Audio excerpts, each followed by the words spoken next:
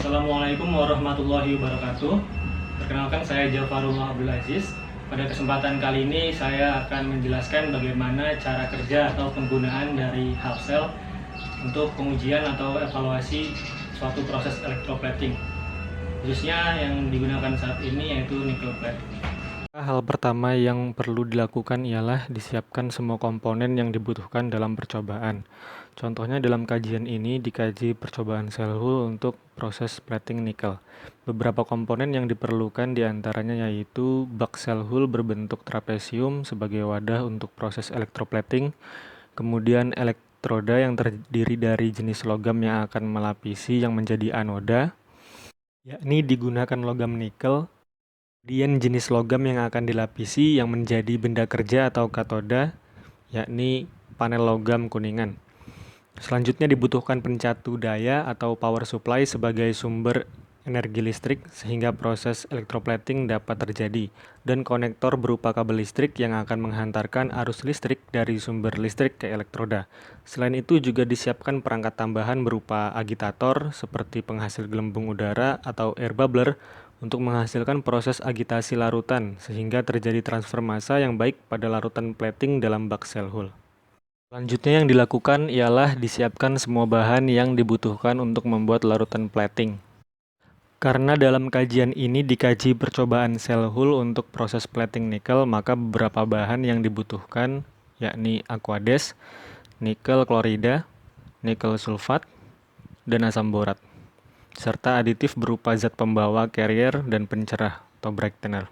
Tidak luput pula disiapkan peralatan yang dibutuhkan untuk membuat larutan plating dengan komposisi dan kondisi proses yang diinginkan, seperti peralatan kaca, terdiri dari gelas ukur, gelas piala, kaca arloji, dan batang pengaduk, kemudian neraca analitik, indikator pH, serta pemanas air atau water heater, dan termometer. Setelah semua komponen siap, maka tahap selanjutnya ialah dibuat larutan plating dengan komposisi, bahan-bahan, dan kondisi proses plating yang sesuai dengan yang diinginkan. Berikutnya yang dilakukan ialah cara kerja atau pengerjaan cell hole. Diawali dengan tahap pretreatment.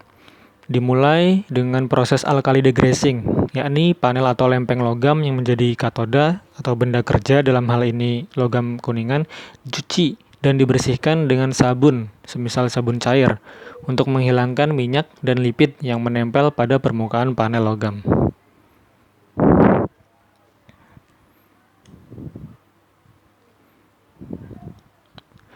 Setelah itu dilakukan proses rinsing, yakni panel logam dibilas dengan air mengalir hingga bersih.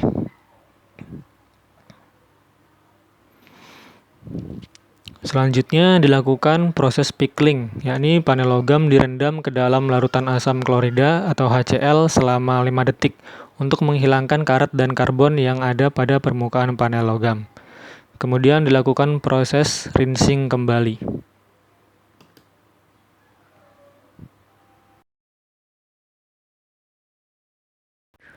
Proses terakhir yang dilakukan pada tahap pretreatment ialah proses aktivasi, dengan mencelupkan panel logam ke dalam larutan asam sulfat atau H2SO4. Hal ini dilakukan untuk membuka pori-pori pada permukaan panel logam sehingga didapatkan deposit yang lebih baik. Setelah itu, panel logam dibilas kembali dengan air yang mengalir hingga bersih. Tahap selanjutnya yang dilakukan ialah merangkai komponen-komponen yang digunakan.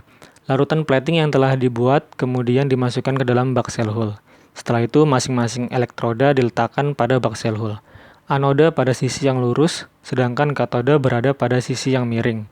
Kemudian dihubungkan dengan sumber listrik. Logam yang menjadi anoda dihubungkan dengan kabel listrik bermuatan positif, dan logam yang menjadi katoda dihubungkan dengan kabel listrik bermuatan negatif, sehingga ketika sumber listrik dinyalakan, maka akan terjadi reaksi oksidasi di anoda dan reaksi reduksi di katoda. Berikutnya yang dilakukan ialah dinyalakan agitator berupa penghasil gelembung udara untuk menghasilkan proses agitasi pada larutan plating. Selanjutnya, proses plating pun dimulai dengan dinyalakannya pencatu daya atau power supply dengan besaran arus listrik dan waktu yang diinginkan, seperti yang umum digunakan sebesar 2 ampere selama 5 menit.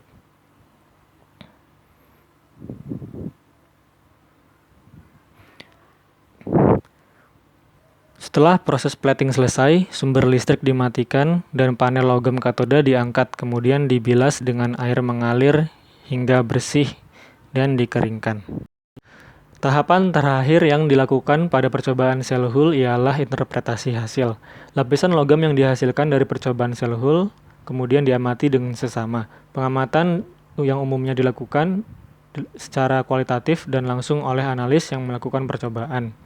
Interpretasi diawali dengan mengamati karakteristik dari lapisan logam yang dihasilkan, meliputi beberapa hal yakni luasan lapisan logam, kecerahan dari lapisan logam, dan keberadaan impurity atau zat pengotor pada lapisan logam. Hal tersebut diamati dengan menyeluruh meliputi semua rentang densitas arus listrik pada permukaan panel logam, dari ujung dengan densitas arus listrik yang tinggi atau high current density N, hingga ujung dengan densitas arus listrik yang rendah atau low current density N. Dan dapat juga dilakukan menggunakan penggaris shell hole untuk mengetahui skala dengan densitas arus listrik yang ada. Beberapa contoh dari interpretasi ini seperti ketika lapisan logam tidak terdeposit secara menyeluruh pada permukaan panel logam atau benda kerja, maka kemungkinan terjadi akibat kurangnya komposisi dari bahan kimia atau basic yang digunakan dalam membuat larutan plating. Kemudian apabila lapisan logam yang dihasilkan terlihat kusam atau tidak cerah, maka kemungkinan diakibatkan oleh ketidaktersediaan atau kurangnya aditif seperti zat pencerah atau brightener dalam larutan plating yang digunakan. Selanjutnya, apabila terdapat bercak atau noda yang menempel pada lapisan logam, maka kemungkinan diakibatkan adanya zat pengotor dalam larutan plating seperti kation-kation jenis logam lainnya, semisal kation besi yang dapat berasal dari air yang digunakan selama proses percobaan, seperti pada proses pembilasan atau rinsing pada tahap pretreatment. Dari percobaan shell hole yang telah dilakukan, diperoleh lapisan logam yang cukup baik dengan luasan deposit yang menyeluruh, kemudian kecerahan yang cukup baik, dan tidak adanya noda atau impurity pada lapisan logam yang dihasilkan. Dengan demikian, percobaan shell hole dapat dilakukan untuk menguji atau mengevaluasi suatu proses electroplating, meliputi komposisi bahan-bahan yang digunakan, serta kondisi proses yang optimal untuk dikerjakan.